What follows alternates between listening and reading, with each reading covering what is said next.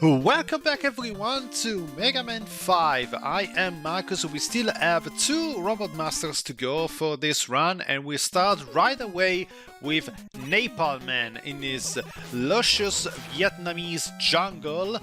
Yeah, this, as far as I heard, this stage has been really inspired from Vietnam, so a guy called Napalm Man in Vietnam. Probably not the best choice, Capcom, but yeah. This questionable nature aside, I freaking love this track. This is honestly one of my absolute favorite tracks in the entire series, and yeah, it has the rhythm, it has the punch, it has the I absolutely enjoy it. And once again, this is probably the most down to earth compared to all the other stages. This is very standard, nothing really fancy about this stage. The most thing that it does is introducing one of the most annoying enemies in the series with those tigers that you saw before.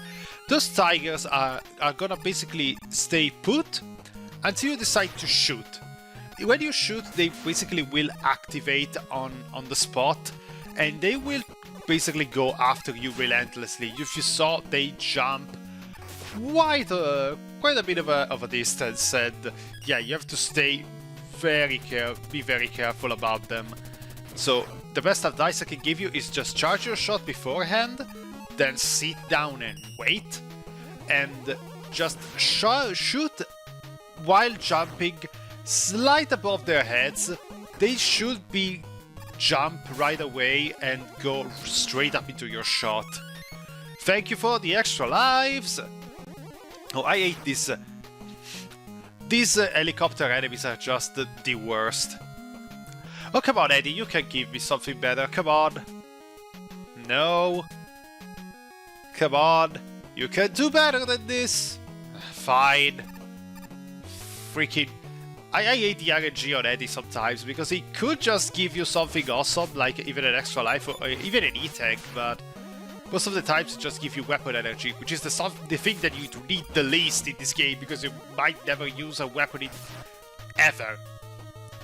It's a shame. I think this is the reason why many just feel that this game is rather unremarkable. I think it's because of the weapons. Megaman 2 is not a perfect game, honestly. I feel there were some things with the controls that will still need to be perfectly ironed out. Megaman has still some of his heavy traction from Megaman 1 is still carrying.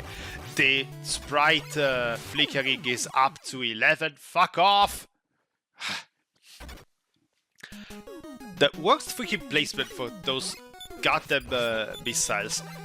I would say, the sprite flickering is insane. There's the turret boss, and there's also the fight with the Mecha Dragon, which can be...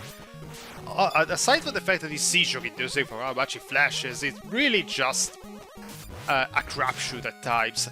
So yeah, Megaman 2 isn't perfect, but what Megaman 2 has, outside of an absolutely banger soundtrack that really helps a lot, is excellent weapon design.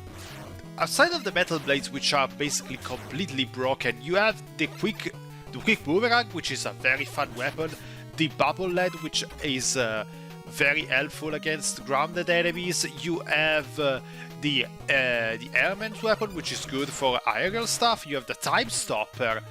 The woodman weapon is one of the best shields in the game, because you can basically just not only use it as a defensive tool, but you can also use it as a weapon. Everything in that game just works so well, and if you saw it with my Let's Play of Megaman 2, I used the weapons quite a lot, while here, as you can see, I'm basically not really bothering using any of them, aside of maybe Gyroman's weapon, which is the only one I could save. And hi, Napalm Man! This guy is it's not a difficult fight. Those freaking bombs are a bit annoying, but yeah, you can see, it's just jump under him, just be the good distance away from these bombs, and you will be golden. That doesn't mean that I'm gonna be doing a good job at Mega Mastering him, but still. Yeah, I was talking about the weapons. So here we have the Water Wave, which is a fine enough weapon, but it's also a weapon that is only it's a grounded weapon. You can't use it in the air, so that really limits mobility a lot, usability a lot. And its range is also very short. It's not like Bubble Lead, which goes on the ground, or Surge Snake, they will go all over the ground and they will just go. That is just a ripple of water in front of you, and it's not the best.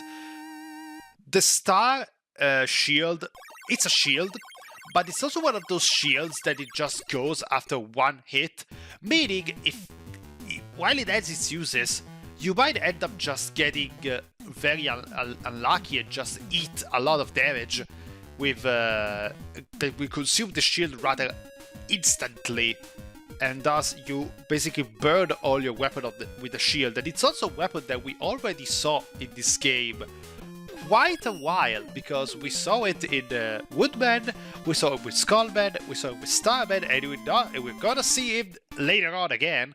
And the same thing goes for Gravity Man. We had the Brightman's weapon, which was a Screen Nuke, and Gravity Man is also Screen Nuke here, but it's a Screen Nuke that only works with some very small enemies, so I don't feel very inclined to use it all that much.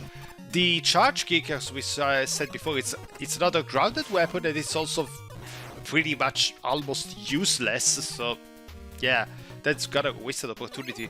Gyro Man is the only one that it's good. Crystal Man, it's fine because it's a very big target, but it's like Gemini Man. If you miss the target with Crystal Man, what it does is just break apart and just shoot his crystals all over the place, and you can't switch off and or shoot another crystal while those things are going around. So yeah, missing a shot with the Crystal Man's weapon, it's not exactly something you want to do, and thus less people will tend to use it. Napalm Man will probably see it in later stages. It's those bombs that he threw in a upward. I'm eating my own words right now. God damn it.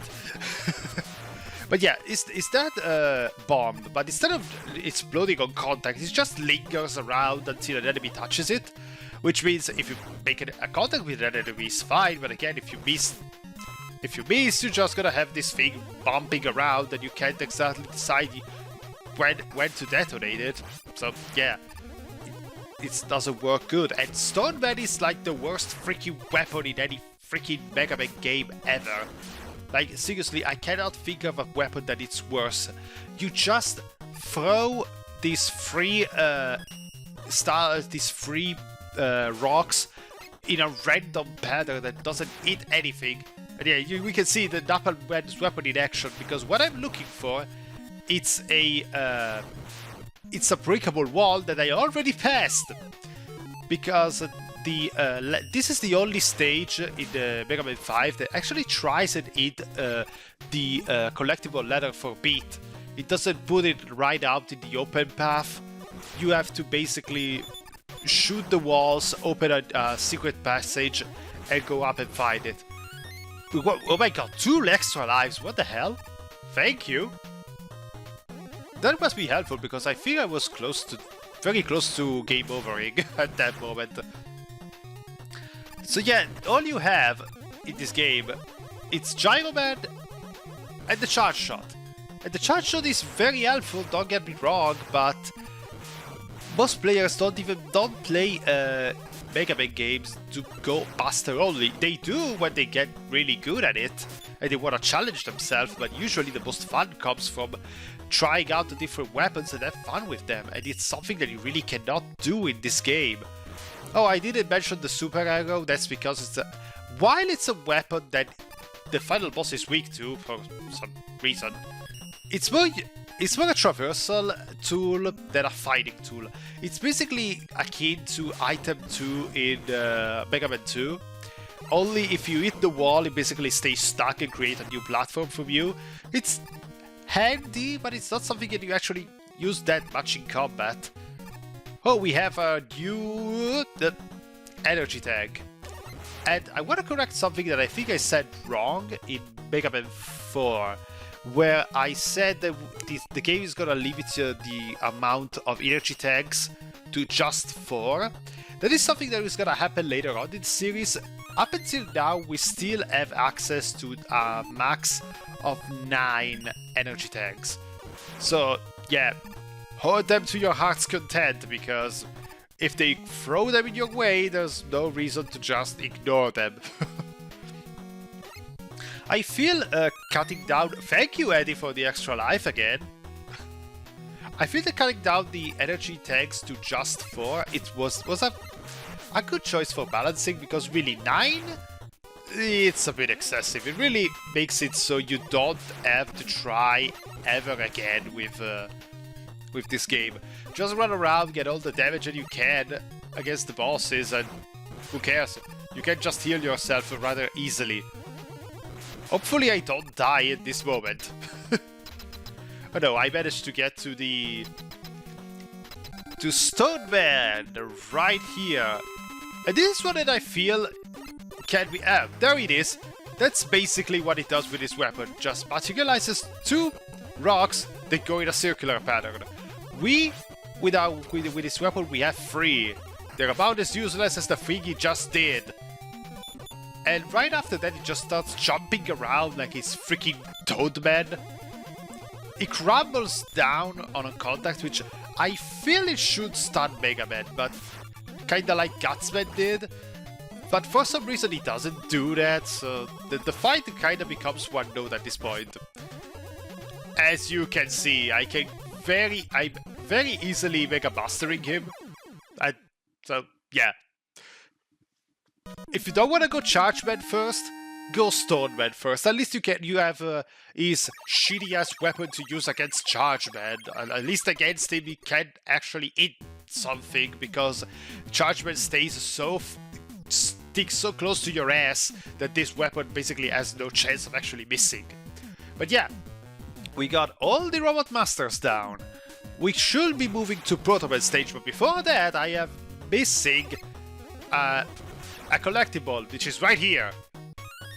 We got the G ladder, and we unlocked Beat. We're gonna see a lot of him in the next few parts, so we'll see each other in the next part of Megaman 5. Stay safe everyone, and have a very nice day.